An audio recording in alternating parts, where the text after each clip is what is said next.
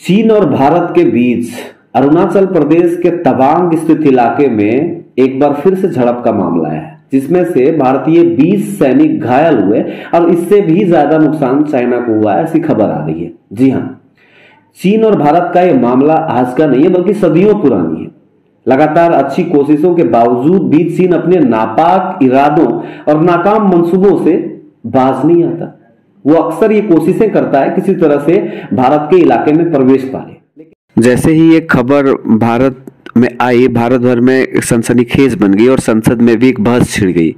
उसी बीच रक्षा मंत्री राजनाथ सिंह भी अपना बयान देते हुए नजर आए। उन्होंने कहा, भारतीय सैनिकों ने बहादुरी दिखाई। 9 दिसंबर 2022 को पीएलए ट्रूप्स ने तवांग में एलएसी का उल्लंघन कर नियम तोड़े थे। भारतीय सेना ने पीएलए को अतिक्रमण से रोका, उन्हें उनकी पोस्ट पर जाने के लिए मजबूर कर दिया। इस घटना में दोनों ओर से कुछ सैनिकों को चोटें भी आई। हमारे किसी भी सैनिक की ना तो मृत्यु हुई है और ना ही कोई गंभीर रूप से घायल हुए हैं। समय से हमने हस्तक्षेप किया और इसकी वजह से चीनी सैनिक वापस चले गए। कूटनीति स्तर पर भी मुद्दा उठाया गया, तो जवाब में उन्होंने कहा कि हमारी भौमिक अखंडता को सुरक्षित रखने के लिए प्रतिबद्ध है, किसी भी प्रयास को रोकने के लिए तत्पर है। विश्वास है सदन सेनाओं की वीरता और साहस को समर्थन देगा। यह संसद बिना किसी संशय के भारतीय सेना के शौर्य, पराक्रम और क्षमता का अभिनंदन करेगी। आखिर ये चीन क्या चाहता है और चीन का आंतरिक मंशा क्या है, ये शायद जानना पड़ेगा। आप देख रहे हैं रिपोर्टर पोस्ट, मेरा नाम है रवि भास्कर।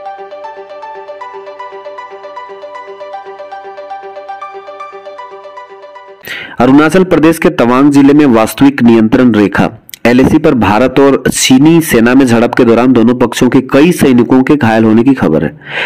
बीते 9 दिसंबर की घटना है। सेना के सूत्रों के अनुसार इस भिड़ंत में भारतीय सेना के कम से कम 20 जवान घायल हुए हैं, वहीं चीनी सेना का भी भारी नुकसान हुआ है।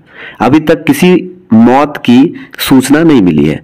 घायलों का इलाज गुवाहाटी के सैनिक अस्पताल में हो रहा है। सेना सूत्रों के मुताबिक घटना के समय दूसरी तरफ करीब 600 सैनिक मौजूद थे। 9 दिसंबर को चीनी सैनिकों का जमावड़ा, इससे पहले वहां पर किसी ऐसे भीड़ को नहीं देखा गया था।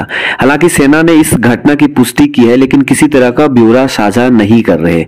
सेना के मुताबिक इस एलओसी पर भी सीमा रेखा को लेकर विवाद है और गश्त के दौरान अक्सर तानातानी हो जाती है। स्थानीय सूत्रों के अनुसार एलएसी पर चीन की पीपुल्स लिबरेशन आर्मी पीएलए के सैनिकों का जमावड़ा 9 दिसंबर को देखा गया था। भारतीय सेना के जवानों ने उन्हें ऐसा करने से मना किया और दृढ़ता से उन्हें आगे बढ़ने से रोका भी। इसके बाद हुई झड़प में दोनों पक्षों के सैनिकों को चोटें आई।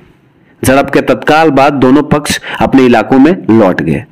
घटना के बाद भारत के स्थानीय कमांडर ने चीनी पक्ष के कमांडर के साथ फ्लैग मीटिंग की और पहले से तय व्यवस्था के तहत शांति और स्थिरता कायम करने पर चर्चा की। सेना के सूत्रों ने बताया कि तवांग में एलएसी के कुछ इलाके ऐसे हैं जहां दोनों ही पक्ष अपना दावा करते हैं और यहां दोनों देशों के सैनिक गश्त करते हैं। यह ट्रेंड 2006 से चल रहा है।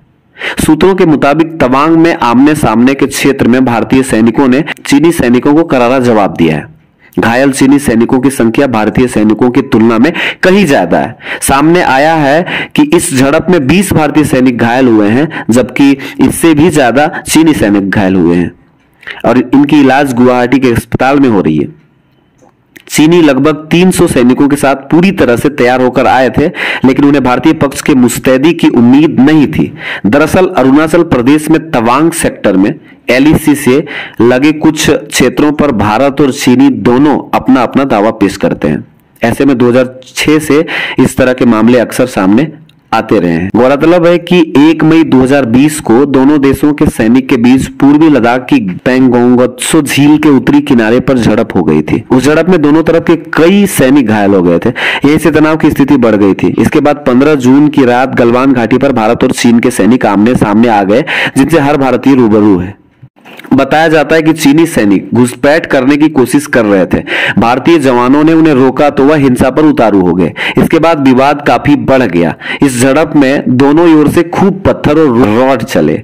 इसमें 20 भारतीय जवान शहीद हो गए, जबकि चीन के 38 से ज्यादा जवान मारे गए। इनमें कई चीनी जवान नदी में बह गए थे। हालांकि चीन ने केवल 4 जवानों के मौत की पुष्टि की। अमेरिका की एक अन्य रिपोर्ट के मुताबिक इस झड़प में 45 से ज्यादा चीनी जवान मारे गए थे। एक और घटना अक्टूबर 2021 में हुई थी, जब 15 जून 2022 को पूर्वी लद्दाख के गलवान घाटी में भिड़ंत के बाद यह पहली घटना है जब दोनों सेनाओं के बीच हिंसक झड़प हुई। अक्टूबर 2021 में इसी जगह पर दोनों सेनाओं में तनातनी देखी गई और दोनों आमने सामने भिड़ गए। तब भारतीय सेना ने चीन के कई सैनिकों को घंटों बंधक बना करके रखा और बाद में बातचीत के बाद छोड़ दिया गया।